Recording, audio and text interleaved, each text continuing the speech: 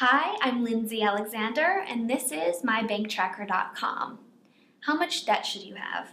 Well, there isn't a certain measurement as to how much debt you should have, but there are a number of ways to determine if you've taken on more than you can handle.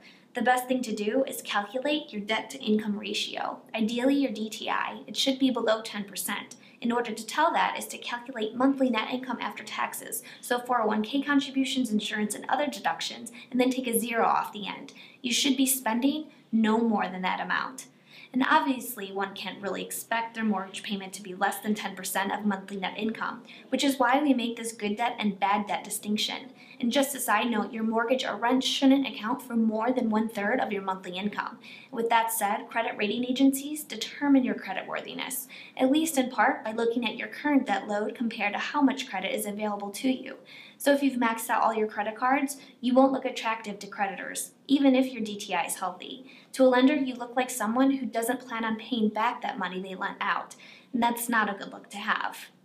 How much debt you should be carrying around can vary, of course.